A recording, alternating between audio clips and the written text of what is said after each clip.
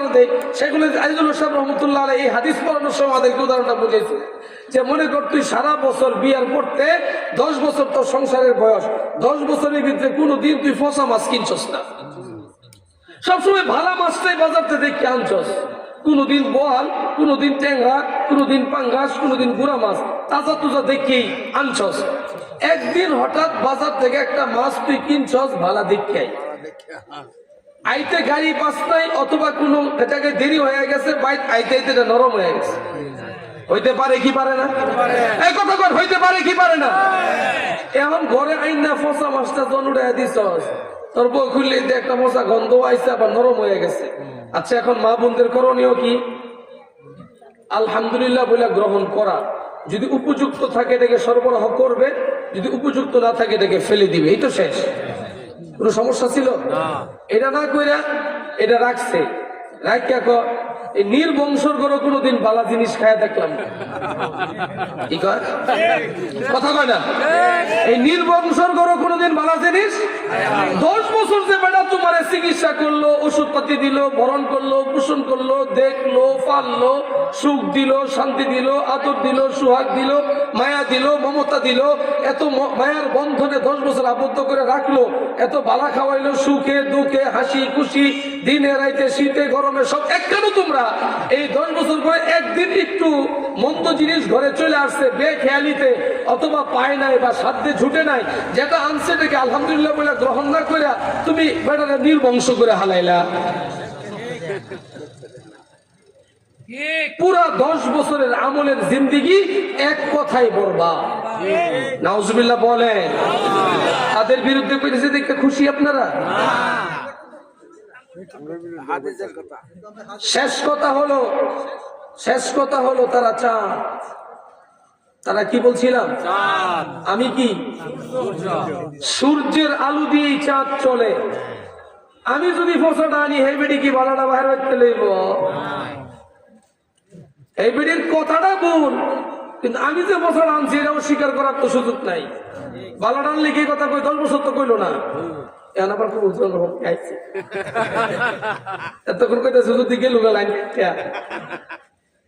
আমি যদি ভালো না দেই, সূর্য যদি আলো বিচ্ছুরিত না করে, চাঁদ কি আলো আসমান থেকে আনবে না সূর্য থেকে পাবে? আমি যদি ভালো সরবরাহ ঘরে না করি, ঘরের রানীরা কি বাজার থেকে কিনে আনবো না? আমি যেটা এনে দিব সেটাই। তবে মা বোনদের বোঝা উচিত, স্বামী যেটা এনে দেয় সেটা যেমনই হোক আলহামদুলিল্লাহ বলে গ্রহণ করা। একটা ওয়াকিয়া শোনাই। হযরত ফাতেমা রাদিয়াল্লাহু তাআলা আনহা কে ছিলেন? নবীজির কন্যা, সবচেয়ে জিয়াদা জিগার গোসা, নবীজির সবচেয়ে প্রিয়তমা কন্যা ছিলেন হযরতে ফাতেমাতুজ জাহরা। নবীজি তাকে খুব ভালোবাসতেন, সেও নবীজিকে খুব ভালোবাসতো। তার বয়স যখন 8, আম্মাজান খাদিজার ইন্তেকাল, তখন হযরত ফাতেমা নবীজির কোমর ছাড়ে না। দাওয়াতে গেলেও কোমর ধরে থাকে, মসজিদে গেলেও কোমর ধরে থাকে, ঘরে গেলেও কোমর ধরে। কিছু কিছু বললাম না যে কোমর ফিস ছাড়ে না, মাগো ফিস ছাড়ে না, কথা বল। এখন খাদিজা ইন্তেকালের পরে তো নবীজি মা, নবীজি বাপ, কথা বল। ঘরে যদি মা মারা যায়, বাপ মারা গেলে সন্তানের ছায়া হয় মা, কিন্তু মা মারা গেলে সন্তানের ছায়া থাকে না, কারণ বাপ ঘরে থাকার জিনিস না। হযরত ফাতেমা বাপের কবর ছাড়ে না। নবীজি একবার খুব বিরক্ত হয়ে বলছিলেন, ফাতেমা তুমি এমন করো কেন? তুমি একটু ঘরে থাকো, তুমি আমার কবরে লেগে থাকো কেন? ফাতেমা সুন্দর একটা জবাব দিচ্ছে, আব্বাজান, যখন আপনি বাবা হারা পৃথিবীতে এসেছিলেন, আপনার দাদার গৌরব দিয়ে আপনি চলছেন, আপনার দাদার কারণে আপনাকে কেউ কোনো কথা বলতে পারে নাই। আপনার দাদার ইন্তেকালের পরে আপনার চাচা আবু তালেবের কারণে কেউ আপনার শরীরে টোকা দিতে পারে নাই। আপনার চাচা ইন্তেকাল হয়ে গেছে, আপনার চাচা আমার আম্মাজান খাদিজারে বিয়ে করে খেয়ে গেছে। আর খাদিজা ছিলেন মক্কার সবচেয়ে ধনী পরিবারের মেয়ে, সবচেয়ে বংশীয় পরিবারের মেয়ে, সবচেয়ে ক্ষমতাসীন পরিবারের মেয়ে। সে আমার মা খাদিজার দাপটে আপনাকে মক্কার কোনো কাফেররা কোনো কথা বলতে পারে নাই। আজকে আপনার দাদাও দুনিয়াতে বেঁচে নাই, যার দাপট দেখাবেন, চাচাও বেঁচে নাই, যার দাপটে চলবেন। আমার মা খাদিজাও ইন্তেকাল করেছে। এখন কোন কাফের যদি আপনি মুহাম্মদকে গালি দেয়, আমি ফাতেমা তার জবাব দেওয়ার জন্য আপনার কোমর ধরে ধরে থাকি, আমি ফাতেমা। এরপর থেকে নবীজি ফাতেমাকে খুব ভালোবাসতেন। এমন কোন দিন নাই বিয়ের পরে হযরত আলীর ঘরে ফাতেমার খোঁজ খবর না নিছেন। আমরা তো ফোনে খবর লই মাঝে মধ্যে, কিন্তু নবীজি প্রতিদিন হযরত ফাতেমার খবর নিতেন কি হালে আছে। মা বোনেরা শুনেন, হযরত ফাতেমার স্বামীর নাম ছিল হযরতে, বলেন হযরতে আলী রাদিয়াল্লাহু তাআলা আনহু। ঔরসে সন্তান ছিল কয়জন? আজকে খেলা জমেছে। আমরা পৃথিবীর সবাই জানি, আলেমরাও জানি, হযরত ফাতেমার সন্তান 2 জন। মূলত জানি না আসলটা। হযরত ফাতেমার ঔরসে সন্তান ছিল 5 জন। বলেন আলহামদুলিল্লাহ। আর কিচ্ছু না জানেন, আজকে নতুন একটা খবর শুনেন। হযরত ফাতেমার ঘরে হযরত আলীর ঔরসে সন্তান নবীজির নাতি ছিল 5 জন। বলেন কয়জন? 5 জন। একজন হাসান, বলেন হুসাইন, মুহসিন 3 নম্বর সন্তান। আর 2 কন্যা ছিল, যে 2 কন্যার নাম তার 2 খালার নামে রাখছিল। এক কন্যার নাম হলো জয়নব, আর এক কন্যার নাম হলো উম্মে কুলসুম। উম্মে কুলসুম উসমান রাদিয়াল্লাহু ঘরে মারা গেছে না, আর জয়নব তার বড় খালা। এই 2 মৃত 2 খালার নামে হযরত ফাতেমা তার 2 মেয়ের নাম রাখছে। একটার নাম জয়নব আর একটার নাম উম্মে কুলসুম। এই হলো 5, 2 মেয়ে 3 ছেলে হযরত ফাতেমার। কিন্তু আমরা দুনিয়া ভুইরা জানি খালি হাসান আর হুসাইন হইল। কথা কয় না? সারা জীবন জানতাম ফাতেমার সন্তান কয়টো? 2, হাসান আর হুসাইন। 2 জন না, 5 জন হযরত ফাতেমার সন্তান। হাসান, হুসাইন, মুহসিন, জয়নব, উম্মে কুলসুম। হযরত হাসান হুসাইন ঘরে, বাকি 3 সন্তান এখনো হয় নাই। হযরত আলী রাদিয়াল্লাহু তাআলা একদিন গেছেন বাহিরে কাজ করার জন্য, আয় রোজগারের তাগিদে। সারাদিন ঘুরছেন, কোনো আয় রোজগার হয় নাই। মলিন চেহারায় বিকালবেলা ঘরে ফিরছেন। হযরত আলী ঘরে ঢুকে সালাম দিছেন। হযরত ফাতেমা সালামের জবাব দিয়া স্বামীর মুখের চেহারার দিকে তাকায় দেয়, চেহারাটা মলিন। জিজ্ঞাসা করেছে, উদখুলিয়া সাইয়্যিদি, স্বামী আমার, হে আমার জনাব, আমার সর্দার। স্বামীকে কি বলতেছে? কি বলতেছে? আমার মনিব, আপনি ভিতরে আসুন। চেহারা মলিন কেন? বলে কোন আয় রোজগার হয় নাই। কততে আয় রোজগার হইলে তো আমার ঘরে টাকা আসতো। আয় রোজগার হয় না, আমার ঘরে টাকা আসে না, আমার ঘরে সূর্য এসেছে। কি বলছে? আয় রোজগার খালি হাতে ফিরেছে। স্বামীর কই করছো, কই করছো? হরতাল না ধমকাইছিল? হ্যাঁ, স্বামীরে জিজ্ঞাসা, জবাবদিহিতা করছে? সারাদিন কোথায় কাটাইছে? জবাবদিহিতা করছে নাকি মনিব বইলা ঘরে নিছে? কথা কন, জবাবদিহিতা করছে না মনিব বইলা ঘরে নিছে? পুরুষ তো সারাদিন বাহিরেই থাকবে মিয়া, পুরুষ তো বাহিরেই কাজ করবে। পুরুষ কি সারাদিন বেটির কোমর ধরে বসে থাকবো? তাহলে পুরুষ ঘরে ঢুকছে, ঘরে ঢুকছে স্বামী, ঘরে আছে স্ত্রী। ঘরের রানী জিজ্ঞাসা করতেছে, আসসালামু আলাইকুম। ওয়ালাইকুম আসসালাম। মন খারাপ কেন? বলে কোন আয় রোজগার হয় নাই। বলে আয় রোজগার হইলে তো আমার ঘরে টাকা আসতো, টাকা আসে নাই, আমার ঘরে আমার মনিব আসছে। স্বামীকে কি বলতেছে? মনিব। স্বামী খুশি হবে না? হবে না? হবে না? হবে না? আর তুই কই তো করতে আইছো, কি করছো? সারাদিন কই আড্ডা দিছ? তাহলে কি মন খুশি হইতো না বেজার হইতো? রাত গেল, নবীজি হাদিস বয়ান করেন। পরের দিন হযরতে আলী আবারও বাহিরে গেছেন। পরের দিনও কোনো কাজ হয় নাই। হযরত ফাতেমা বলে, আমার ঘরের মধ্যে শুধু কয়টা খেজুর ছিল আর পানি ছিল, আর কিছুই ছিল না। পানি আর খেজুর ছাড়া আর কিছুই ছিল না। এদিক দিয়ে আমার বুকের দুধ শুকিয়ে যাচ্ছিল, ওই দিকটা ঘরে খেজুরও নাই যে আমি পান করব আর পানি পান করব আর খেজুর খাবো। খেজুরও শেষ হয়ে গেছে, ঘরে শুধু আছে পানি। আলী রাদিয়াল্লাহু তাআলা আনহুর আয় রোজগারও নাই যে কিছু কিনে কেটে আনবেন। দ্বিতীয় দিন গেছেন, দ্বিতীয় দিনে কোনো আয় রোজগার করতে পারেন নাই, খালি হাতে ঘরে ফিরেছেন। হযরতে ফাতেমা চেহারা দেখেই বুঝছে মনটা খারাপ। জিজ্ঞাসা করেছে, আজকে মনটা খারাপ কেন? বলে আজকেও কোনো আয় রোজগার হয় নাই, আমি চলে এসেছি খালি হাতে। হযরত ফাতেমা কি জবাব দিয়েছেন, তাফাদ্দাল, স্বামী আমার, ঘরের ভিতরে ঢুকেন। যা সাইয়্যিদি, টাকা আসে নাই, উপার্জন আসে নাই, তাতে কি হয়েছে? আমার মনিব আমার ঘরে আসছে, আমার বাদশা আমার ঘরে এসেছে। হযরত ফাতেমা নবীর ঘরের সন্তান, তার মুখ দিয়ে কথা আসে হযরত আলীকে কেন্দ্র করে। তৃতীয় দিনও গেল নবীজি, হযরত আলী তৃতীয় দিনও কামাই করতে গেলেন, আয় রোজগার হলো না, ঘরে ফিরছেন। এবার হযরত আলী শর্মিন্দা হয়ে গেলেন। হযরত ফাতেমাকে আয়েশা বললেন, ফাতেমা, নিজে উপার্জন করে কোনো কিছু আনতে পারি নাই, তুমি মনে কষ্ট নিও না, তবে তোমার কাছে একটা কথা বলি, আমি অত্যন্ত লজ্জিত। তুমি নবীর মেয়ে ফাতেমা, আমার ঘরে তুমি উপযুক্ত ভরণ পোষণ পাচ্ছ না, এই জন্য আমি লজ্জিত। হযরত ফাতেমা হাত ধরে বললেন, স্বামী আমার, আয় রোজগারের কারণে স্বামীরা লজ্জিত হয় না। স্বামীদের আয় থাকলেও সর্দার, আয় না থাকলেও স্বামীরা সর্দার। আপনি আমার স্বামী মানে আপনি আমার সূর্য, আপনি আমার স্বামী মানে আপনি আমার মনিব, আপনি আমার স্বামী মানে আপনি আমার সর্দার, পেরেশানির কিছু নাই। হযরত আলী বলে, ফাতেমা, তবে তোমাকে অনুমতি দিলাম, একটা সংবাদ পাইছি। বলে কি সংবাদ? বলে নবীজির কাছে খাইবার যুদ্ধ থেকে কতগুলি গোলাম বান্দি আসছে, তুমি তোমার সহযোগিতার জন্য সেখান থেকে একটা বাদী নিয়ে আসো চায়া। হযরত আলী রাদিয়াল্লাহু তাআলা আনহু বললেন, একটা বাদী নিয়ে আসতে, তোমার কাজ কামে সহযোগিতা হবে, সংসারে কিছু আয় রোজগার হবে। হযরতে ফাতেমা বলেন, আমি যেতে রাজি না। বারবার হযরতে আলী বলার পরে হযরত ফাতেমা গেলেন। হযরত ফাতেমা হাসান হুসাইনকে কোলে নিয়ে নবীজির দরবারে হাজির, ঘরে হাজির।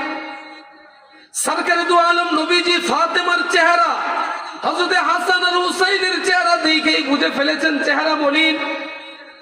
জিজ্ঞাসা করলেন, ফাতেমা, চেহারা মলিন কেন? 3 দিন যে করে খাবার নাই, নবীজির কাছে বলে নাই। হাসান হুসাইনের চেহারা শুকনা, কি ব্যাপার? তখন ফাতেমা বলতে চায় না। স্বামীর বাড়ির দোষ বলা যায় না, কথা কয় না। স্বামীর বাড়ির দোষ বাবার বাড়িতে গিয়া জিজ্ঞাসা কইরাও নিতে পারে না। আর আমাদের বর্তমান রানীরা যে করে খাইলো, যে করে ঘুমাইলো, যে করে থাকলো, এই করে তাই গাই হেলো ফুডের মাধ্যমে কই দিয়ে দিলা, দেখে দিতাল্লা না, বুঝে দিতাল্লা না, দেখছো আর দিয়ে দিছো, কথা হয় না। বেশ কম আছে না নাই? কেন এটা হইতেছে? ঈমান আমল না থাকার কারণে, সাহাবীদের ওয়াকিয়া জানা না থাকার কারণে। হযরত ফাতেমার ইতিহাস যদি মা জানতো, আমার মেয়ে জানতো, আমার বোন যদি জানতো, স্বামীর বাড়ির কোন দোষ কখনো বাবার বাড়িতে সাপ্লাই দিত না, কথা কন না কেন? হযরত ফাতেমা যাওয়ার পরে বলছে, কি ব্যাপার? হযরত ফাতেমা বলতে বাধ্য হলেন নবীজির চাপাচাপিতে। বললেন, আজকে 3 দিন হয় ঘরে চুলা জ্বলে না। কেমনে চলো? শুধু খেজুর ছিল আর পানি ছিল। বলে, আমার হাসান হোসেনকে দাও। নবীজি বলেন, ফাতেমা আমার কোলে হাসানকে দিল, হুসেনকে দিল। নবীজি তার জিহ্বা মুবারক বের করে দিয়ে হযরত হাসানের মুখে দিয়া বললেন, না ভাই, তুমি আমার জিহ্বাটা চুইসা পেট ভরে নাও। হযরতে হাসান কিছু সময় নবীজির জিহ্বা মুবারক চুষলেন। কিছুক্ষণের মধ্যে হযরত হাসান মুস্কি হাসি দিয়ে উঠলো, মানে পেট ভরে গেছে। নবীজি হাসানকে ফাতেমার কোলে দিয়া হুসাইনকে কোলে তুলে দিলেন। হুসাইনকে কোলে নিয়া নবীজির জিহ্বা মুবারক হুসাইনের মুখেও দিয়া দিলেন। হুসাইনও কিছু সময় মায়ের বুকের দুধ চুষার মতো নবীজির জিহ্বা মুবারক চুইসা নিজের ক্ষুধা নিবারণ করলেন। এবার হযরতে ফাতেমা, ওই যে আলী যে পাঠাইছে বান্দি আনার জন্য, হযরত ফাতেমা যায় বলছে, আব্বা জান। হযরতে আলী বলছেন, আপনার কাছে নাকি খাইবার থেকে অনেক বান্দি আসছে, আমার পানি আনতে হয় অনেক দূর থেকে, হাসান হুসাইনকেও দেখতে হয়। হযরত আলী তো ঘরে থাকে না, বাহিরে চলে যায়, হাসান হুসাইনকে পালতে হয়, দূর কূপ থেকে পানি বয়া আনতে হয়। আবার 2টা চাকি আছে, এই পেশান যন্ত্রটাও চাক্কিটাও ঘুরাইয়া ঘুরাইয়া গম পিষতে হয়। আজকালকার মেয়েরা কিন্তু চাকরি চিনবো না, কিন্তু আমরা কোনো পশ্চিম পাড়া বালি মারা কিন্তু চাকরি অনেক বাইরে আছে, আমি জানি। আজকালকার মেয়ে তো ঢেকিও চিনবে না, অথচ আমারই তো আমার বাড়িতেই তো দেখা ফজরের আজানের আগে সেহরির সময় থেকে বারাবান্দা শুরু করছে, ওই বারাবান্দা ওই চাল দিয়া নাস্তা পাক করছে। মা বোনেরা ছিল কি ছিল না? আজকে এটা কল্পনা করা যায়? চাক্কি খেসারি ডাল বুনে, মাসকালের ডাল বুনে ভাঙ্গে চাক্কি আছে না, একদিকটা দিতে হয় আর একটা দিয়ে ঘুরাইতে হয়।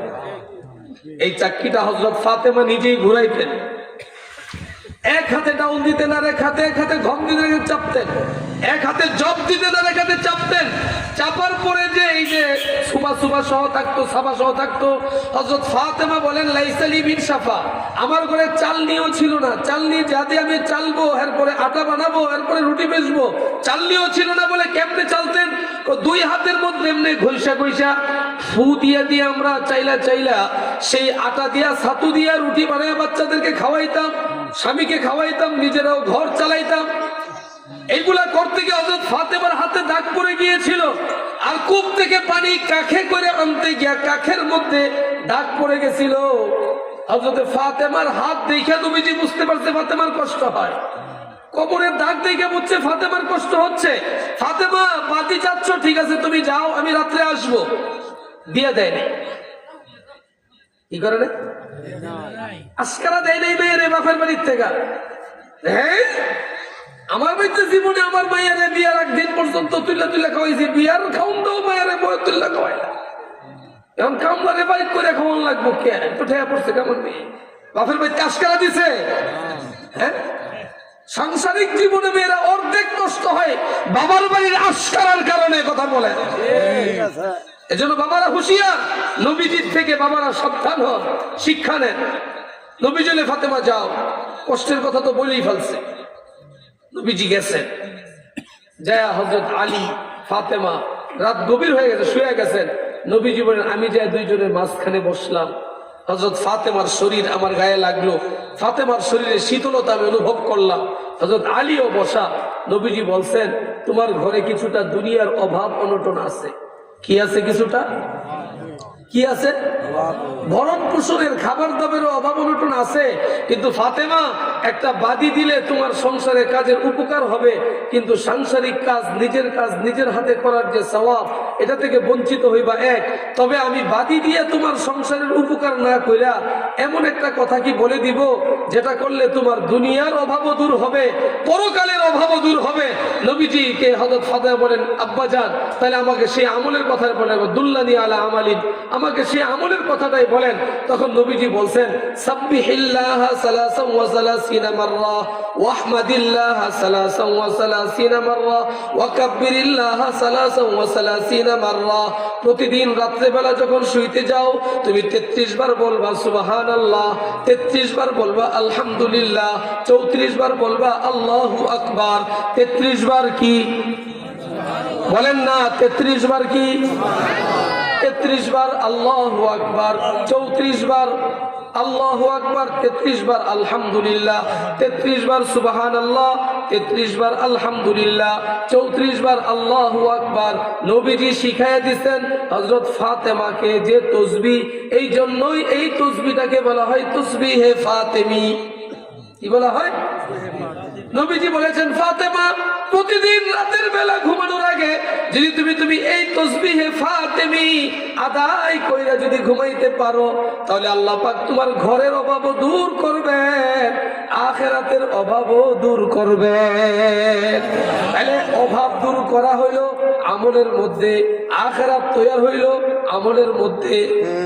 এখন আমরা এমন কোন সুপুরুষ আছি যার ঘরে অভাব নাই? কথা কন, অভাব ছাড়া মানুষ আছে পয়সা? কোন মা আছে যে সে পরিপূর্ণ সুখী? আছে? কোন ঘর পরিপূর্ণ অভাব মুক্ত এমন ঘর আছে? কোন কিছুর অভাব না থাকলেও মিয়া যে ঘরে দুনিয়ার আসবাবের সামানের কোনো অভাব নাই সেই ঘরে যায় দেন সুখের অভাব আছে। কথা কন না? অথবা অনেক ঘরে আছে সুখ শান্তিতে ভরা, সামানা নাই। কথা কন, সুখ শান্তি আছে কিন্তু ঘরে কি নাই? অনেক ঘরে সামানা ভরপুর, সুখের খবর নাই, আছে না নাই? তাহলে অভাব আছে না নাই? কথা কম না, অভাব আছে না নাই? তাহলে ঘরের অভাব দূর করতে হইলে ঘরের ভিতরে